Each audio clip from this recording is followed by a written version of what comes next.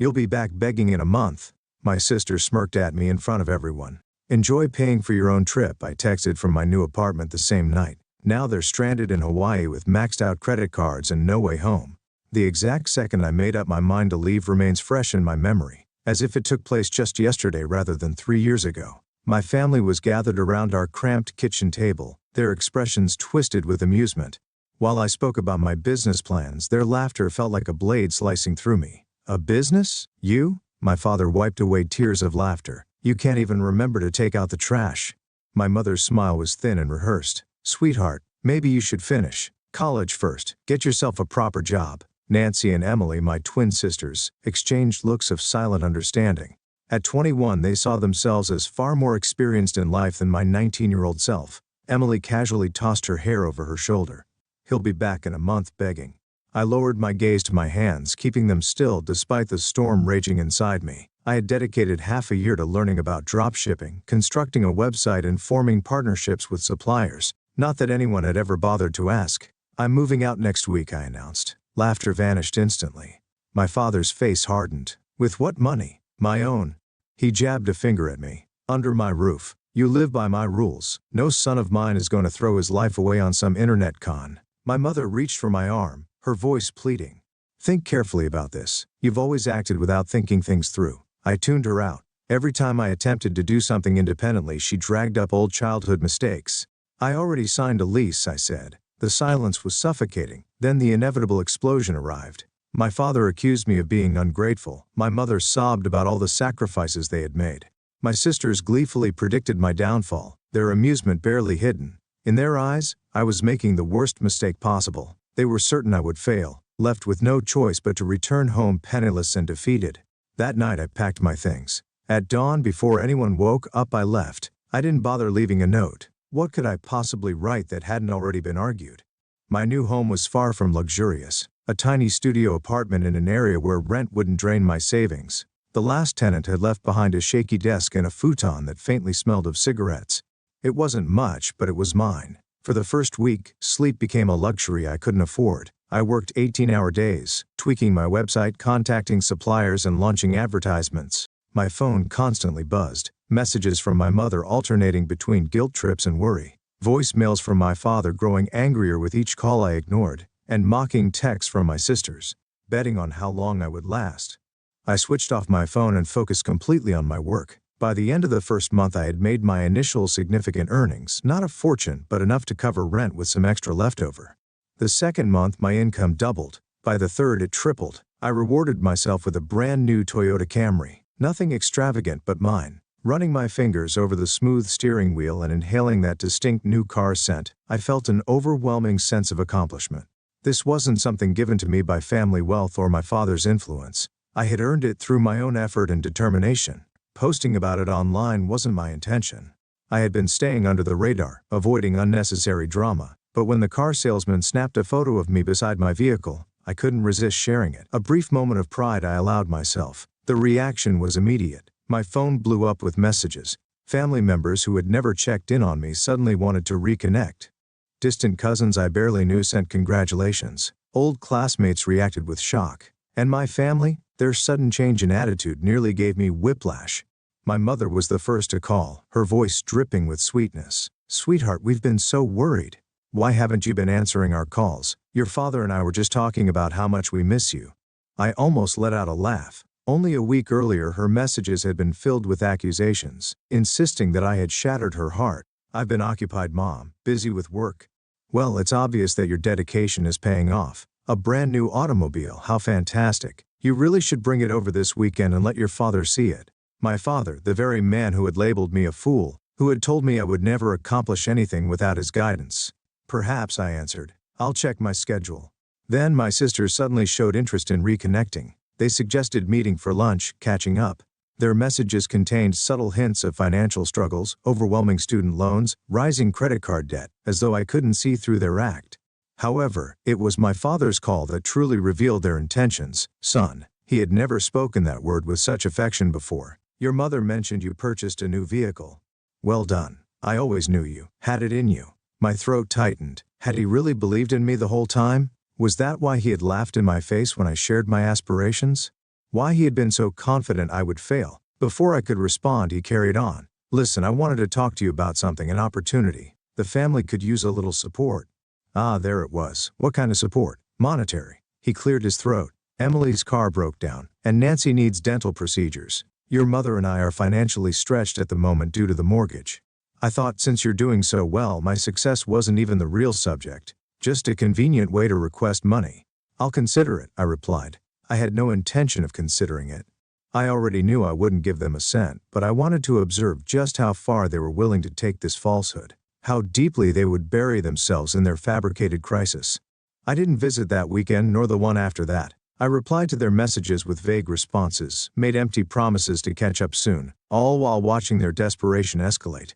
Then, 3 weeks after I had posted about my new car, my Aunt Angela called. She had always been the straightforward one in the family, never one to tolerate my parents' manipulative tactics. They're deceiving you, she stated without any introduction. I figured as much. No, you don't fully understand. They are outright lying to you. There is no financial struggle. Your father got a raise last month. Emily just bought herself a brand new luxury car. They're attempting to profit off of your achievements. My hands shook slightly. I had suspected something was off, but having it confirmed sent a wave of fury through me. Why are you telling me this? Because I've witnessed them tear you down for years, take credit for your victories, blame you for their failures. Someone needs to put a stop to it. After the call ended, I sat in the dimly lit room of my apartment reflecting. 3 months ago they had mocked my goals. Now they were fabricating lies in an effort to take advantage of what I had created. The sheer unfairness of it burned inside me. That evening, I reached a conclusion. I would grant them exactly what they believed they desired, only to snatch it away, just as they had attempted to do with my ambitions. The following day, I phoned my mother. I've been giving some thought to the family situation. I want to help. That's wonderful, sweetheart. Her voice wavered with excitement. Your father will be so thrilled. Thrilled, as though any of this had anything to do with him. I want to do something truly special, I said. A family trip, everything covered by me. A short pause. The disappointment was immediate, but she disguised it quickly. A trip? To Hawaii. First-class flights. A luxury resort. You, Dad, Emily, and Nancy. The disappointment faded in an instant. Oh, that sounds absolutely amazing. When? Next month. I'll provide all the details soon. In the following weeks, I meticulously orchestrated my plan. This wouldn't be just any vacation. It would be a lesson they would never forget. I reserved first-class seats on a flight to Maui. The earliest departure available, 7 naus a.m., meaning they would need to be at the airport by 5 naus a.m. I arranged accommodations at the island's most high-end retreat, the kind where famous personalities go to unwind, each suite costing a steep $200 per night. I scheduled elite spa sessions, organized exclusive sunset dining cruises, and planned a helicopter ride over volcanic landscapes. Every activity included top-tier enhancements. Altogether, the expenses would exceed $35,000. Rather than merely forwarding booking confirmations, I took an extra step. I designed a custom professionally printed itinerary book bound elegantly and filled with glossy images depicting each extravagant experience they were about to enjoy. Along with this, I provided $2,000 in spending money for each of them. Fresh, crisp $100 notes delivered inside sealed envelopes accompanying their personalized itineraries. My mother phoned me daily, her tone brimming with excitement. My sisters flooded social platforms with countdown updates. Even my father, for the first time in years, set aside his usual arrogance to express gratitude, remarking that this gesture showed I had finally matured. For the final flourish, I arranged for a private chauffeur service to collect them on the morning of their flight, every detail meticulously curated. Using the airline's tracking system, I monitored their check-in progress for the 7 a.m. departure. The driver confirmed their successful drop-off at the terminal. I observed as their status updated from checked-in to boarding, envisioning them reclining in their plush first-class seats, sipping on complimentary champagne. That was the exact moment I initiated the last step of my plan. I sent a message to our family group chat. Do you recall how you ridiculed me when I shared my business plans? How you insisted I would never be able to survive on my own? Enjoy covering your own trip. Hawaiian sunsets are truly breathtaking if you can still afford to witness them. After that, I contacted the airline and withdrew my payment for their tickets. I proceeded to cancel the hotel reservations, the pre-arranged activities, and the chauffeur service, wiping out every arrangement. I knew precisely when the alerts would hit them. Just as the aircraft ascended to cruising altitude, just as they were sinking into their seats, reveling in their apparent triumph. Just as the flight attendants were making rounds to take their drink orders. I switched off my phone and returned to work, grinning for the first time in weeks. By the time I checked my messages that evening, chaos had erupted. A flood of missed calls from the Maui airport, an avalanche of enraged text messages, voicemails shifting from bewilderment to sheer fury. What kind of twisted stunt is this? We're stranded in Hawaii with no lodging and no return flights. Your father had to max out his credit cards just to secure a last-minute motel. I sent a single response to the family group chat, now we're even. Then, I blocked them all. The next wave came swiftly. Distant relatives who had never cared about my existence suddenly found the time to scold me. Calls poured in full of self-righteous outrage, condemning my actions, lamenting how heartbroken my parents were, and detailing how they had been forced to borrow funds to make their way back home. Old acquaintances, family friends, even my mother's hairstylist somehow managed to obtain my contact information. I blocked every last one of them. Aunt Angela, however, sent a brief text accompanied by a laughing emoji, long overdue for them to taste their own medicine. For the next 2 weeks, my family made relentless attempts to re-establish contact. They tried new phone numbers, sent emails, created fresh social media accounts. When none of these worked, they resorted to physically showing up. Through the peephole, I watched as my mother pounded on my door, her face streaked with tears. My father shouted legal threats loud enough for my entire building to hear. My sisters alternated between begging and cursing my name. I never once unlocked the door. Eventually they stopped trying. The calls ceased. The ham ant dwindled. I changed my phone number, moved to a different apartment, poured all my focus into growing my business. That was 3 years ago. 3 years of tranquility, 3 years of advancement. What started as a small drop shipping venture has now transformed into a thriving multi-million-dollar e-commerce business with a staff of 15. I purchased a home with a view of the city. My vehicle costs more than the mortgage my parents once had. Though I don't maintain contact, Aunt Angela occasionally updates me on significant events. Half a year after the Hawaii incident, my father was dismissed from his job due to financial misconduct. Since then, he has moved between lower-paying roles. My mother, after over a decade as a homemaker, now works as a cashier. My sister's financial troubles finally caught up with them. Emily's car was taken by the bank, forcing her to return home, while Nancy dropped out of graduate school when the funds ran dry. Not long ago, I received an invitation to my cousin's wedding. My family would be present. It would be the first time I'd seen them in 3 years. The wedding day arrives with clear skies. I adjust my fitted charcoal gray suit, the subtle pinstripes reflecting quiet confidence. The face in the mirror is unrecognizable from the 19-year-old I once was.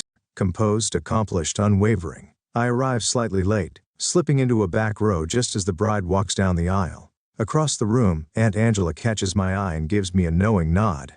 No one else notices me yet. At the reception, while ordering a whiskey, I hear my mother's sharp intake of breath. She freezes mid-sip, champagne flute held delicately in her manicured hand, staring at me as though she has seen an apparition. "Ryan," she says, her voice just loud enough to draw attention. I smile slightly. "Hello, Mother." She is aged. Fine lines trace her eyes. Her designer dress is outdated, and her jewelry, though flashy, is clearly imitation. My father appears beside her, his expression shifting from surprise to calculation. His once imposing figure has diminished, his temples streaked with gray. "Son," he greets, extending a hand as if nothing ever happened, as if 3 years of silence were nothing more than a brief lapse in communication. I shake it briefly. "Lovely." "Ceremony?" His eyes flicker with uncertainty. "We weren't sure you'd actually come." I take a slow sip of my drink. I keep my promises. My sisters soon materialize, circling like predators sensing weakness. Emily wears a dress I recall seeing on her social media years ago. Nancy's polite smile doesn't quite meet her eyes. "Look at you," Emily remarks, her voice coated in forced warmth. "You're doing really well?" I recognize the subtle signs of struggle, the faded dye in her hair, the uneven polish on her nails. "Things have been good," I reply simply. Throughout the evening their strategy unfolds. My father corners me near the restrooms, attempting to rewrite history by calling their past treatment of me tough love. My mother parades me in front of acquaintances, subtly painting herself as the supportive mother who always believed in me. During the father-daughter dance, Aunt Angela approaches me on the terrace. "They're planning to ask for money before the night's over," she mutters. "The house is about to be taken by the bank." I nod, unsurprised. Let them ask. When the moment finally arrives, it's my father who makes the move. As I prepare to leave, he approaches me alone. "We should grab lunch sometime," he says casually. Catch up properly. I'm busy, I reply. He nods, then smoothly shifts gears. I hate to bring this up, but we're in a tough spot. The bank. Well, they're not being reasonable. I meet his gaze. How much? A glimmer of hope flickers in his eyes.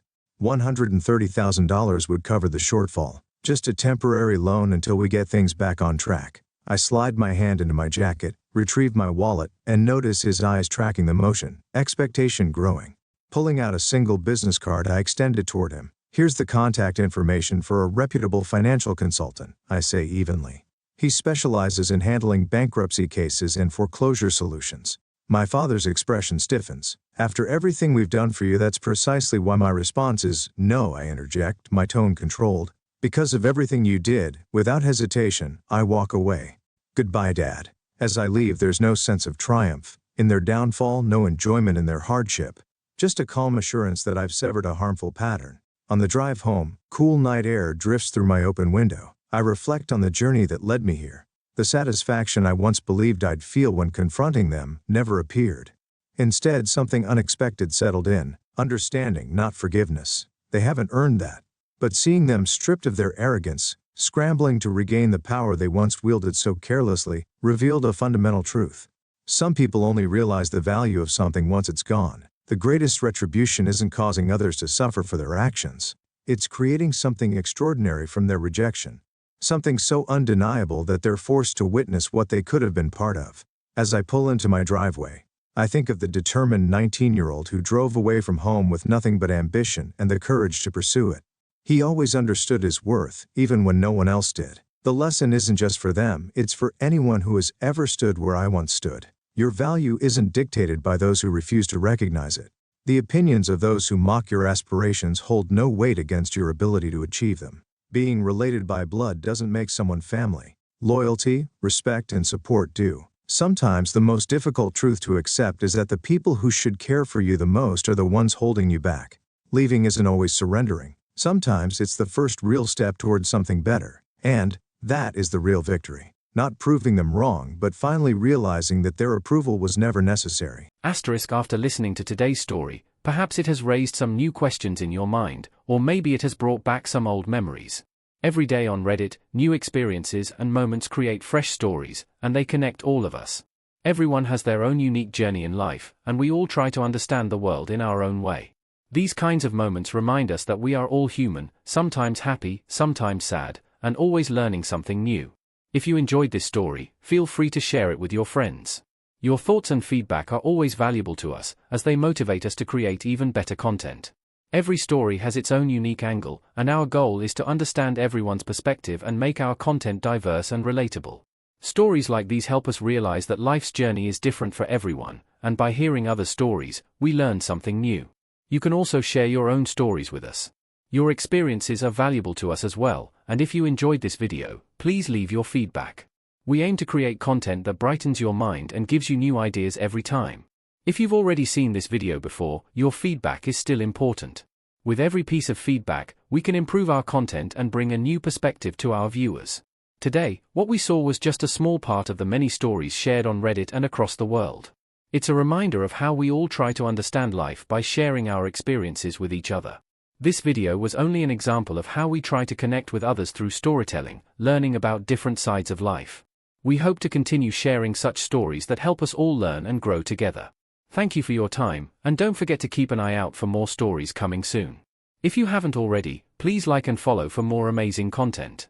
Your support keeps us going, and we will strive to bring you more thought-provoking and heartwarming stories. Until next time, take care and stay curious. **